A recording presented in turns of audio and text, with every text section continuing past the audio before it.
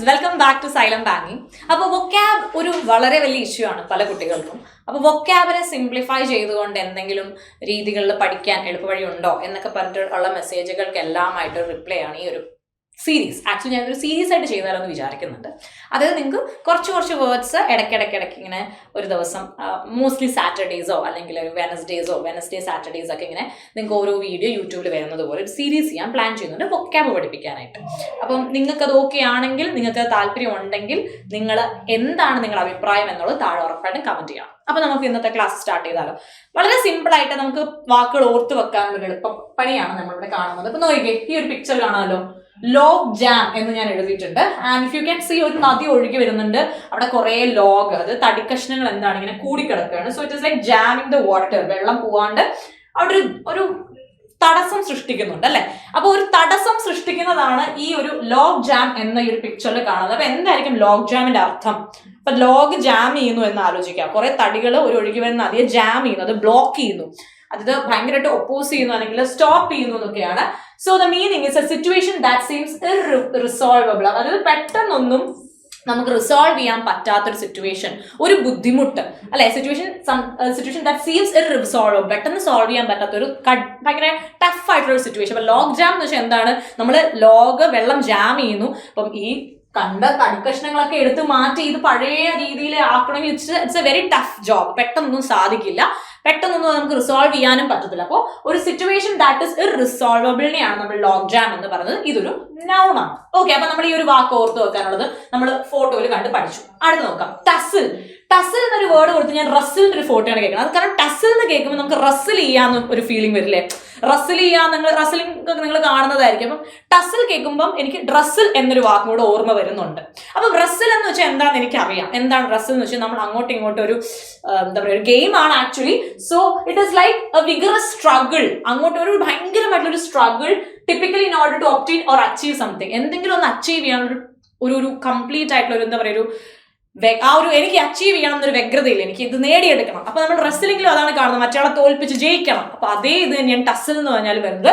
Vigorous struggle or scuffle typically in order to obtain or achieve something. ഇതും ഒരു noun ആണ്. Okay, so ടസിൽ എന്ന് കേൾക്കുമ്പോൾ റസ്സിൽ ഓർക്കുക. റസ്സിൽ എന്ന് വെച്ചാൽ അങ്ങോട്ടും ഇങ്ങോട്ടും എന്താ പറയാ, ഒരു ചെറിയൊരു അടിപിടി കൂടുക, എന്നിട്ട് അതിൽ ഒരാൾ ജയിക്കുന്നു അല്ലെ. അപ്പൊ അത് തന്നെയാണ് എന്റെ മീനിങ്ങും. A vigorous struggle or scuffle typically in order to obtain or achieve something.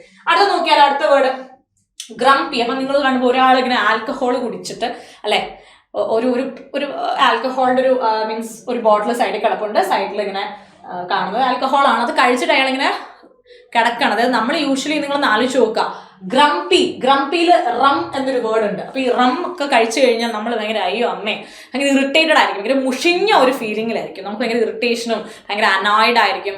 ചില ആൾക്കാർ ഭയങ്കര ഹാപ്പി, ചില ആൾക്കാർ ഭയങ്കര അനോയിഡ് ആൻഡ് ഭയങ്കര ഇറിറ്റേറ്റഡ് ഒക്കെ ആയിരിക്കുമ്പോഴാണ് എന്ത് ചെയ്യുന്നത്, ഇങ്ങനെ ചെയ്യുന്നത്. അല്ലെങ്കിൽ ഇത് കഴിച്ചു കഴിയുമ്പോൾ കുറെ ആൾക്കാർ നോർമലുള്ള സ്വഭാവത്തിൽ നിന്ന് മാറാറുണ്ട് അല്ലെ. അപ്പൊ ഗ്രംപി എന്ന് പറയുമ്പോൾ just remember somebody having rum and they are feeling annoyed, irritated and all. So that is the meaning of grumpy. അതായത് അഡ്ജക്റ്റീവ് ആണ്, അനോയിഡ് ആൻഡ് ഇറിറ്റേറ്റബിൾ. ശരിക്കും റമ്മ് കഴിച്ചു കഴിഞ്ഞാൽ എല്ലാ ആൾക്കാരും ഭയങ്കര അനോയിഡ് ആയിരിക്കും, അവർ ഭയങ്കര ഇറിറ്റേറ്റബിൾ ആയിട്ട് മാറും. സോ ഗ്രംപി എന്ന് പറഞ്ഞാൽ അതുപോലെ തന്നെയാണ്, അനോയിഡ് ആൻഡ് ഇറിറ്റേറ്റബിൾ. ഗ്രംപിയുടെ അകത്തുള്ള റം എന്നൊരു സാധനം ഓർത്താൽ മതി. ഓക്കെ, ഇനി നമുക്ക് അടുത്തൊരു വാക്ക് നോക്കിയാലോ, കാപ്രീഷ്യസ്. അപ്പൊ നിങ്ങൾ നോക്കി, ഇതൊക്കെ വളരെ വലിയ റിച്ച് ആയിട്ടുള്ള കുറെ ആൾക്കാരാണ്. ഇവരുടെ പേര് എന്നോട് ചോദിക്കുന്നത്. ബട്ട് ഇവിടെയുള്ള റിച്ച് ആയിട്ടുള്ള ആൾക്കാരൊക്കെ എല്ലാവരുടെ തലയിൽ ഓരോ ക്യാപ്പ് കാണാൻ പറ്റും. And we know that this particular cap changes according to their attire. അവർ ഇടുന്ന അറ്റയറിനനുസരിച്ച് അവർ ഉപയോഗിക്കുന്ന ക്യാപ്പിന്റെ കാര്യവും മാറിക്കൊണ്ടേയിരിക്കും അല്ലെ. അപ്പൊ റിച്ച് ആയിട്ടുള്ള ആൾക്കാർ ക്യാപ്പ് അവരുടെ അറ്റയറിനനുസരിച്ച് മാറ്റിക്കൊണ്ടിരിക്കുന്നു. അപ്പൊ കാപ്രീഷ്യൻസ് എന്ന് വെച്ചാൽ ചേഞ്ച് ഓഫ് മൂഡ്. അവരുടെ മൂഡിനനുസരിച്ച് പെട്ടെന്നായിരിക്കും അവർ എന്ത് ചെയ്യുന്നത്, ക്യാപ്പ് മാറുന്നത്. ഇപ്പൊ ഞാൻ ഇടുന്നൊരു ബ്ലൂ അറ്റയർ ആണെങ്കിൽ ഞാൻ ബ്ലൂ കളറിലെ ക്യാപ്പ് വെക്കും, അല്ലെങ്കിൽ അതിന്റെ കോൺട്രാസ്റ്റ് ആയിട്ടൊരു കളറിന്റെ ക്യാപ്പ് വെക്കും. അങ്ങനെ ഈ ക്യാപ്പ് ചേഞ്ച് ചെയ്യുന്ന ആലോചിക്കുക, സഡൻ മൂഡ് ചേഞ്ചസ് പോലെയാണ് ഈ ക്യാപ്പിന് ചേഞ്ച് ചെയ്യുന്നത്. അപ്പൊ എന്താ കാപ്രീഷ്യസ് എന്ന വേർഡിന്റെ മീനിങ്? സിമ്പിൾ, അഡ്ജക്റ്റീവ് ആണ്. Given to sudden and unaccountable changes of mood or behaviour.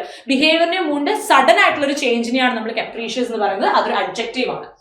അടുത്ത് നോക്കാം, എബ്രിഡ്ജ്. അപ്പൊ നോക്കി, എ ബ്രിഡ്ജ് എന്നാണ് എനിക്ക് ഈ വാക്ക് കാണുമ്പോൾ എ ബ്രിഡ്ജ് എന്നാണ് കാണാൻ പറ്റുന്നത്. ഒരു ബ്രിഡ്ജ്, നോർമലി ബ്രിഡ്ജ് എന്ന് പറയുന്നത് അപ്പൊ നമുക്ക് ബ്രിഡ്ജ് എപ്പോഴാണ് ഉണ്ടാകുന്നത്?